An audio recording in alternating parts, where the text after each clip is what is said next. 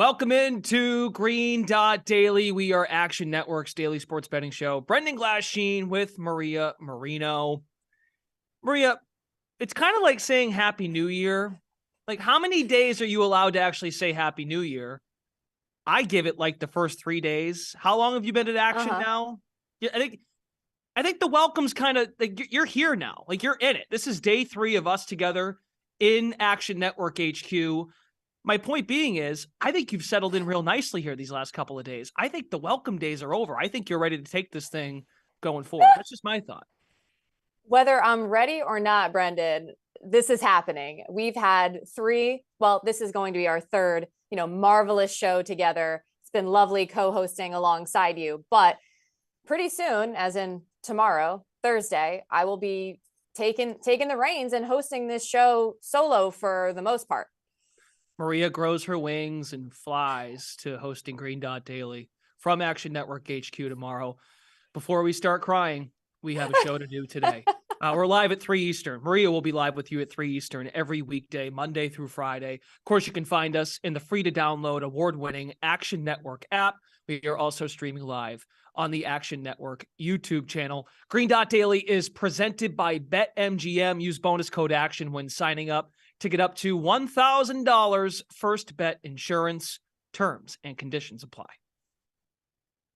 All right. Well, I don't want to say I've worn out my welcome or you've worn out your welcome yet. Let's keep this excitement going that we've had the last couple of days. And for today, here's who and what is on tap. Chris Raybon is going to swing by to talk NBA with Brendan. I'm sure he'll be happy, Brendan, to answer any and all follow-up questions you may have.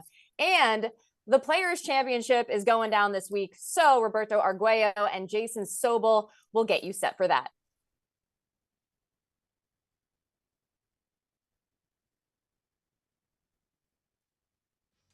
But we start with college hoops, and here's one interesting trend so far in March. Over 56% of games are going over the total. But the exception to that, for the most part, has been in championship games. And with that, we bring in Charlie DiSturco now to break this down. Charlie, what do you make of that trend? Yeah, it's extremely interesting to look that overs continue to keep popping off in March right now, because typically over the last 5 years, it's 60 games under the 500 mark. January and February, we've seen overs hit at a 44.3% rate. It's continued here. But as you mentioned, 8-3 to the under in championship games, a lot of that toward that 72.7% trend because of tired legs, right? There's so many games and so many days that these teams don't have the legs and the depth, especially in the mid-majors, to go through the wherewithal. So we see production kind of decline, and then 2 points and 3 points come up short. And then, of course, it's a championship game. Everything's on the line. You're punching your ticket to the dance. There's more nerves, and teams with a lead want to keep that lead. They don't want to lose. They play to not lose sometimes, and that leads to a slower pace. So we've seen, 8 games go under this far. I was on 2 of them last night. All 5 last night went under. So it's been a fun trend to kind of keep an eye on. Yeah, and it just makes a lot of sense with all the emotions in a championship game. And there are 3 championship games on the slate tonight, Wednesday night. Are you attacking any of those totals because of what we just discussed? Yeah, I'm heading out to the Big Sky. Northern Arizona pulled off an upset, and they draw Montana State. I'm taking the under 135.5 here. It was actually opened at 139 after the game ended with Montana State last night in double overtime. Immediately bet down. It's right around that 135.5, 135 number. The first 2 meetings between the 2 teams, 123 and 137 total points. And that was with Northern Arizona shooting 10 of 17 from the perimeter. So you look at just how well they did, it still almost came up short. These are 2 teams that play at a slow pace. Both average possession length in the 240 to 270 range. Montana State, they have Darius Brown, who's the defensive player of the year. They have the number 1 defense in the conference. I think they're going to win and win pretty handily here. Don't think fouling is going to become an issue, because that's normally what it is when it comes to the under. And Montana State can give problems to Jalen Cone. We've seen the Virginia Tech transfer absolutely dominate thus far, single-handedly pulling Northern Arizona last time out. But given the trends, given that Northern Arizona has to play their 4th game in 5 days, and Montana State, they played 3, and they also just came off a double overtime game that ended at like 2 a.m. Eastern last night. So they're not going to be ready, and they're going to be a little bit tired, I think, to start. And of course, the slower pace. So I'm going to go under here, 135.5. Okay, so much good context there. Is there another championship game that you have your eye on? Yes, Southland Conference. Yes, getting a little gross at the mid-majors here. Texas A&M Corpus Christi -2.5. And that's if Terrion Murdix plays, right? He's a game time decision for this 5 p.m. Eastern tip. He left with 4 minutes left last night, officially a game time decision. So we won't find out probably until warm-ups come around. It was a blowout win, though, for A&M Corpus Christi, so they didn't need their star point guard to return. But top 5 he's 5th in the country in assist rate. That's every single player in Division I. He's 5th. And he's top 20 in steal rate. So he's a huge piece of this team, averages nearly 3 more assists than the next highest player. A&M Corpus Christi, they're just the better team here. They've won both matchups against their opponent the last 2 times by 8 and 6. They're the number 1 offense and defense in the Southland, the number 1 offensive rebounding team. They're extremely experienced, 12th in minutes continuity. They just have what it takes, right? You look at a team, you want an experienced team full of seniors. Well, this team's got it.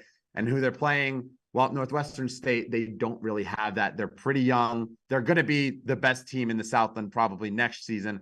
But I'm giving the edge to the experience here at 2.5 if Murdix is in the lineup. I just think that Texas A&M under screening and forcing Northwestern State to beat them over the top is going to be the difference. And their length on the boards is disruptive. And they get to the free throw line a lot. So I like that chance there. I'm imagining Charlie, yelling at his TV over a couple of mid-majors this evening. What else do you have for us? One more for the road, maybe? Yes, I have one for the road. This is for tomorrow night. The line just dropped. It's Arkansas +1 against Auburn. I'm betting Arkansas to win the SEC at a 13-1 price. And right here, as an underdog against Auburn, it just doesn't make sense. Auburn, they have been horrible away from the jungle, 0 for 6 in their last 6. Arkansas, they're going to be disruptive on the boards. They're one of the tallest teams in the country, one of the most physical teams in the country. Auburn just cannot handle that. They foul a decent amount. They struggle a lot when it comes to defensive rebounding. So I think Arkansas is just going to live in the paint, and it's a good buy low spot on them. They've lost 3 straight, but they're really the better team here. So I'm going to take them +1. I'd bet it all the way down to -2. All right, Charlie, good work. Thanks for hanging out. This was fun. I'm sure we're going to be doing a lot more of this. Also in college hoops, the SEC men's tournament starts tonight, Wednesday night, and our crew from Big Bets on Campus made their predictions. Yeah, this one's tough, but Arkansas was the team I had circled here. Musselman's a coach that's proven he can make some tournament runs. Seems like people have forgotten about them. They match up with Auburn first round, a team I just don't like, a team I don't trust. I think they can get past them. Not easily, but I think there's a good value there in that opening round matchup. Then they play A&M, who we'd probably agree, Missouri, Texas A&M, I think the 2 more vulnerable of the top 4 seeds. You're not going to see Bama until the title game. You have Kentucky looming at the bottom part of that bracket, a team that they punished earlier in the season. So, yeah, I just think the draw sets up very well. I completely agree here with Arkansas. Look, their offense is really ugly at times, but I think this is a good opportunity to buy low on them and then to buy the upside. Value-wise, it's Mizzou for me. You can get them at 30-1. They have a double bye. In this conference, in this bracket. They're priced at the 7th or 8th shortest odds. I think that's crazy from a value perspective, and their likely opponents have major question marks. Tennessee has the injury. Alabama, 0-4 against the spread since the Brandon Miller news came out. And also the Tigers can get hot. They can get hot in a hurry. They can definitely have a streak of great shooting, and they have to win 3 games in 3 days. 30-1 sounds pretty good to me. I'm going Texas A&M, and it kind of echoes every point you guys made about Arkansas, where I want to be on that bottom half where there's no Alabama, no Tennessee, and you potentially get Kentucky without Wallace. And this whole league can't shoot. That's why Texas A&M has been so successful running through it. You just heard picks in the SEC, but you can find analysis on all the men's college basketball conference tournaments. Just check out Big Bets on Campus Conference Tournament Show, available now on Action Network YouTube. On to the association, Nikola Jokic and the Nuggets. They've been rolling at home, 30-4, 22 wins to just 11 losses against the spread. We know Jokic is the MVP frontrunner, -400 to repeat, trying to become the first player since Larry Bird to win 3 straight MVPs. That number just keeps growing and growing. So Chicago in the house against Denver. But Kevin Durant making his home debut at the Footprint Center in Phoenix. Durant coming off a couple of nice games and 3 roadies with the Phoenix Suns. 23 against Charlotte, 20 against Chicago, 37 against Dallas in prime time on ABC this past Sunday. Durant and the Phoenix Suns looking forward to having Kevin Durant back in Phoenix, well, for the first time. And the Celtics, they've lost 3 straight games, now 2.5 games back of the Milwaukee Bucks for the 1 seed. Celtics are the 2 seed right now in the East, taking on the Trailblazers before going on a road trip. Boston 3-4 since the break. They've lost all of these games by having a double-digit lead. They led by 15 against Cleveland on Monday night. 2 missed free throws by Grant Williams. I'm going to make both. If you haven't seen the viral video, I encourage you to do so. The Knicks game that went to double overtime, and then last Friday against the Brooklyn Nets on Jason Tatum's birthday. Great.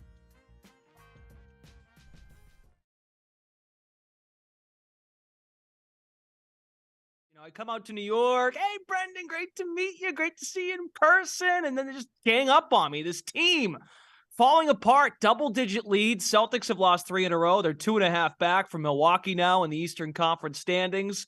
They are back home, taking on Portland. And you like Portland. Why? I think your Celtics are out of rhythm, Brendan. I mean, you look at them since the All-Star break. They're getting outscored by 3 points a game, but that doesn't sound like a lot, but for a team that's one of the best in the NBA, that's a massive difference. Marcus Smart, I still don't know if he's feeling the after effects of the injury. He's shooting 36%. And his assists per game have been cut in half. And I really think that's kind of throwing off the whole rhythm of the Celtic offense. I don't know if that's something you just flip in one game and turn everything around. Jason Tatum is a minus 43 since the All-Star break.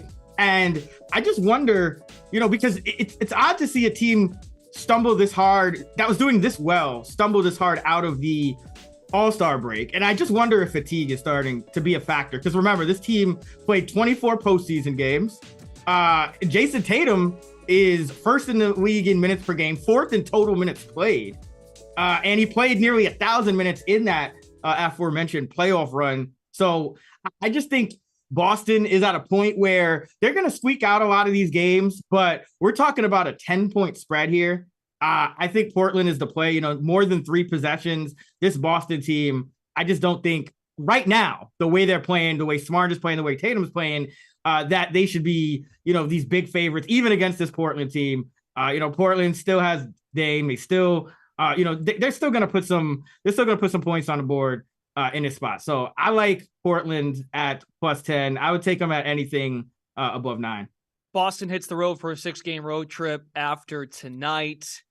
And see, normally I would ask you follow-ups. Do it. Let's go. When it suits my agenda and I don't want to talk about this team anymore because it's bothering me. Fair. I won't ask a follow-up about the Celtics. Fair. So moving on, let's go to the load management diaries of the Toronto Raptors and the LA Clippers. They had to deal with that guy, Kawhi Leonard. Now, I will give Kawhi credit. When he was in Toronto, he played quite a bit, was awfully motivated off of his time in San Antonio. Clippers are hosting. This is not back in Toronto.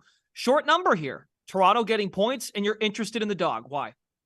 Yeah, I mean, we talked, I think it was last Friday, and I didn't trust the Clippers coming out of the break against Golden State, and lo and behold, now the Clippers finally did get a dub, but it came against a Ja Morantless Memphis team, and the Clippers were down big entering the fourth quarter. So I'm watching this team, and they are not the sum of their parts. Like, they have talent, they have the coaching, but they don't have chemistry.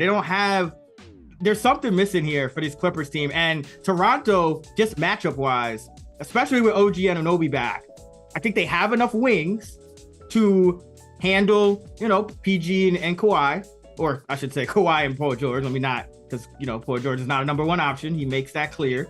But, Kawhi and Paul George, I think they have the wings to handle him. Yeah. And, we talked, I think it was maybe a couple weeks ago coming out of the break, about Toronto had been a little unlucky just this whole season. They should have about 3 more wins than they actually do have. So I don't think this is a big mismatch here, especially the way the Clippers are playing. I just think they haven't quite found the right rotation yet. I think Ty Lue is still kind of struggling with that. And I don't think Paul George is nearly as efficient as he's been in years past, even though the overall numbers don't look terrible for him. I just think this Clippers team, another team kind of, similar to the Celtics in a way, just out of rhythm, not really playing that well. And Toronto, I'm just buying low on Toronto here. I think Toronto can easily win this game. I think Toronto matches up well. I think the Clippers have had probably, a few good quarters since the All-Star break. It's been a lot of struggle for them. So I think you take the points here while you're getting them. How are you feeling about so going back a few weeks ago, you are correct. We had you on right before the second half, right before the final 20-ish games. Post All-Star break started. You took Toronto to make the playoffs at -110. They're still in that 9 spot, couple under 500. How you feeling about that? I feel good about it. I think, we've seen the Bulls have kind of fallen out. I mean, they're kind of trailing off here. So it's probably going to come down to the Raptors and the Wizards, who the Raptors have passed up, and then the Atlanta Hawks. I think the Raptors, we talked about the Raptors on paper were actually better than the Atlanta Hawks. So the fact that they're a half game behind, and I think better on paper and are getting healthier here, I still feel good about it. And I still feel good about the Knicks too, getting over that win total. So hopefully those two end up working out. We led off the segment with the Denver Nuggets. Nikola Jokic is once again, that number continues to get very steep. His MVP odds now at -400. Nuggets are home. They're very good at home, 30-4. They're covering at a high rate, but you actually like a total in this game against Chicago. What do you got? Yeah, I like the under here. Both of these teams have had a little bit of rest, and I think you're going to see them locking on defense, especially the Nuggets. And Bulls team, another team that I just don't think is playing well right now.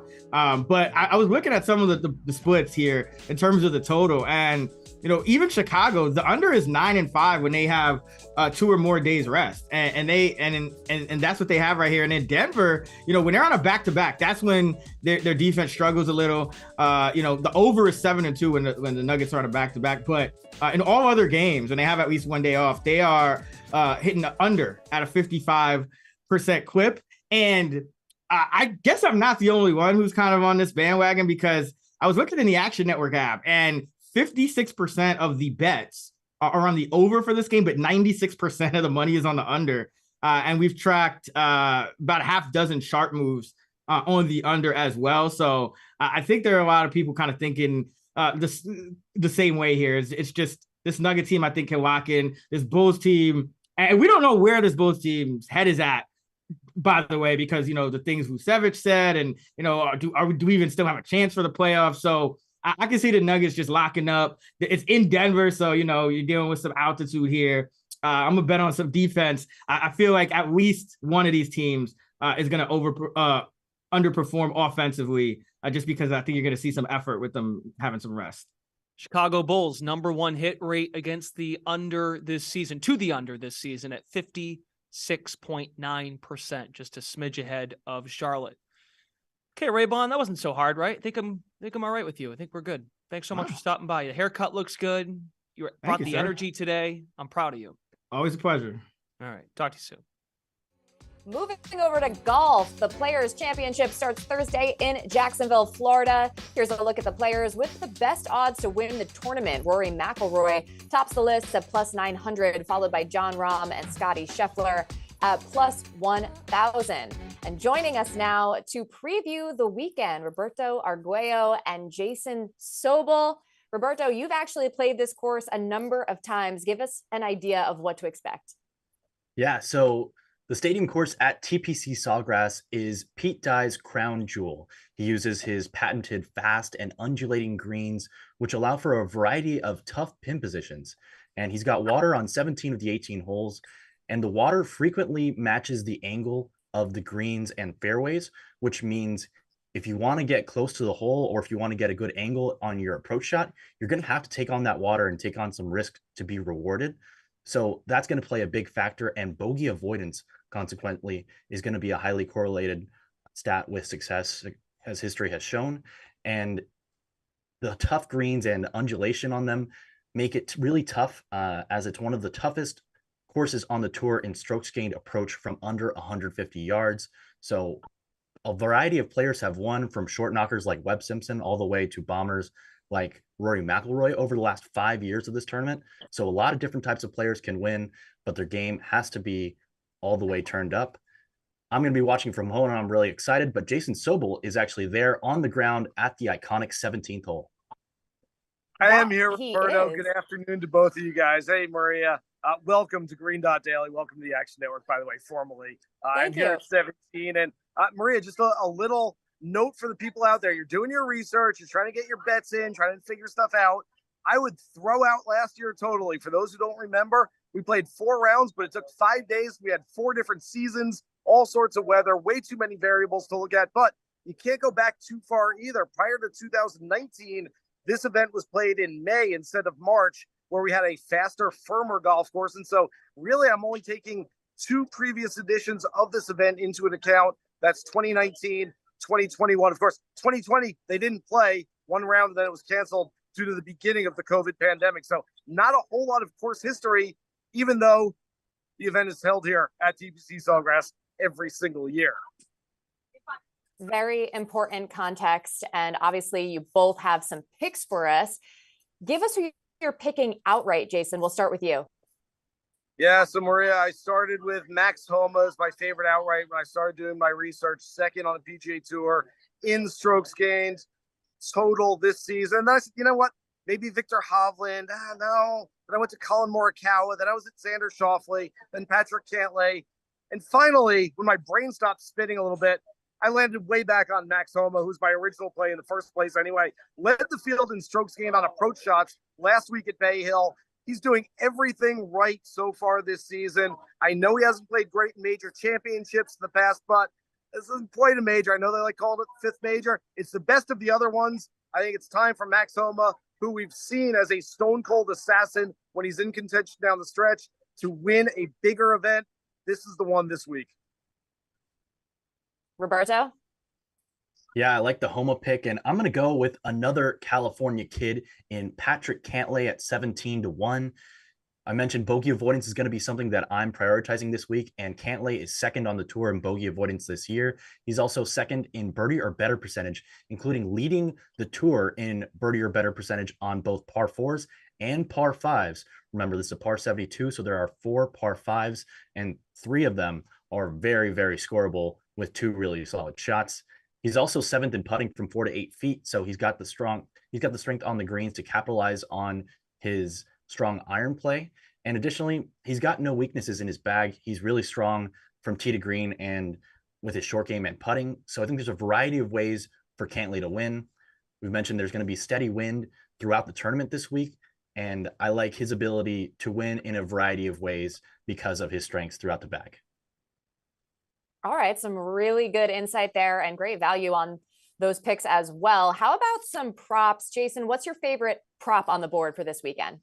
Well, Maria, I think I'm going chalk with my prop, and chalk this week doesn't necessarily mean that it's Rory McIlroy at the top of the board or John Rahm or Scotty Scheffler. I think chalk with a prop play means going Jason Day for a top 10, who everybody seems to like, but for good reason. Day is a previous winner here at the Players Championship, has 4 career top 10s at this event. And he's also got 4 straight top 10s coming into this one. Former world number 1, slipped over the last couple of years, but the comeback is here. He is making this comeback. Look, I like him. I'll sprinkle some outrights on him as well, but top 10 on Jason Day this week. Right around plus 300 is a great number. Everybody's on it. Everybody should be on it. I know it's chalky, but hey, sometimes the chalk plays. Roberto, are you going chalky as well? I'm going to go with a little bit more of a conservative prop and a lesser name in Chris Kirk to finish 53rd or better at minus 120. And like Jason Day, Chris Kirk is riding a wave of momentum into this tournament. He's got 3 top 3 finishes in his last 5 starts. And around the green and with the flat stick, he's gained strokes in each of those last 5 tournaments. So I love how his short game sets up for him this week at TPC Sawgrass Stadium course. Additionally, he's really strong on approach, and he's really strong with his driving accuracy, which we know with water on 17 of the 18 holes, you're going to need to find the fairways. And as Jason mentioned, the the tournament's being played in March this year instead of in June. So the rough is a lot thicker around the greens and just in the rough outside of the fairway. So I like Chris Kirk's driving accuracy, the short game, and he's also 25th exactly on the tour in both birdie or better percentage and bogey avoidance. So statistically, I think he's got a lot of value this week. I'm not sure that he can. I'm not betting him to win the tournament this week, but if you want to bet him in the placement markets, and of course, our sponsor BetMGM is one of those books that pays ties in full. I think there's value there. Additionally, 53rd or better for -120, I thought was a valuable play this week. Definitely. And you guys also are going to give some thoughts on first round leaders. So Jason, who you got there?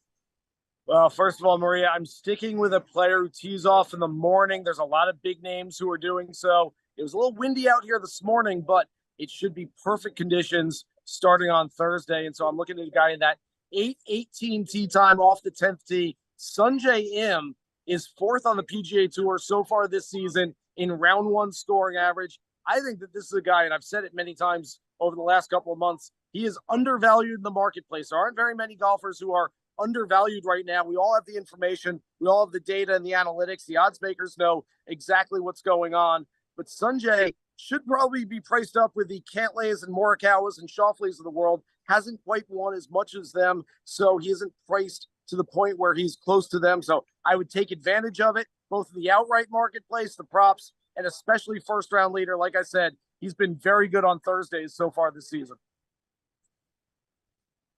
How about you, Roberto? Yeah, I like the Sungjae Im pick, and we've seen on tour frequently players get a bump when they bring around a new caddy, and this is the second week after Sungjae Im debuted a new caddy last week at the Arnold Palmer Invitational. So perhaps that'll play in your favor this week, Jason. But I'm going to go with another Korean who's had success down here, and that's Si-Woo Kim at 66-1 on BetMGM for first round leader. Kim also has an early first round tee time, and he's already shown that he can do well here because he won in 2017 at the age of 21. He was the youngest winner ever at the Players Championship.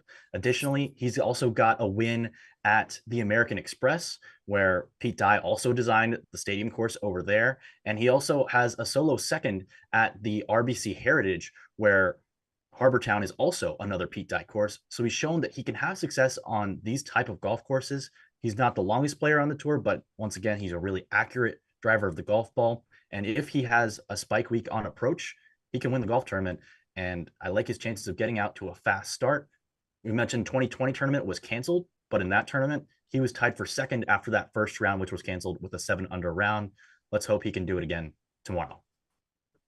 Yes, let's hope. Roberto Arguello and Jason Sobel, thanks so much for joining us. Jason, have fun out there. It looks beautiful. And remember, you can catch... I'll try. You'll try. It looks beautiful to me. I think you'll be all right. But remember, you can catch more golf content on the Action Network with The Gimme, which is on Wednesdays at 5:30 Eastern on Action Network's Twitter and YouTube. All right. Of course, you can find all of our picks from the program over on our account, Green Dot Daily. You can find it in the Action Network app. Very simple. Follow at Green Dot Daily. Picks from Charlie DiSturco, as well as Chris Raybon, and from the Gimme guys, Sobel and Arguello. Good stuff. That's right. And Brendan, I am not quite ready to let you go just yet. I've gotten a little spoiled here, having co-hosted with you the last 3 days. And we're going to get into a couple of quick hits. But first, there's been some rumblings on Twitter that your boy, Jim Boeheim, is potentially retiring. I don't know if you've seen this at all, but what's your reaction? It's probably about time, considering how that back and forth went in the press conference. Maria, it turns out my final year at Syracuse a few years ago, he said he was retiring. So my final year was in 2015. He said he'd be retiring 3 years from then. It's been 8. Still there. Not really sure. Yeah. So his kids came and played, and that was fun. And they went on a couple of neat little runs. And it's kind of a waste of time, honestly, watching them play lately. So, and today was a good competitive game here at HQ. Just more losses for teams that I'm affiliated with while I'm here. Their record is not very good. So yeah, that's great. I'm glad you asked. Thank you for asking me how I feel. No problem. I really wanted to get your feelings out in the open. We'll see if it's for real this time. But you mentioned your Boston teams. Speaking of, who do you think has a better chance at winning a title this year? You let me know, as the Boston guy, Celtics or Bruins? Feel contractually obligated to say Celtics. Okay. I think every great team has to go through adversity. So I think this is good for them. They had been rolling, excellent shooting, like an offensive rating that no one was close to, an offensive rating that could have set an NBA record if they kept it up after that first month and a half when they were 21-5. So they're going through a recent rut.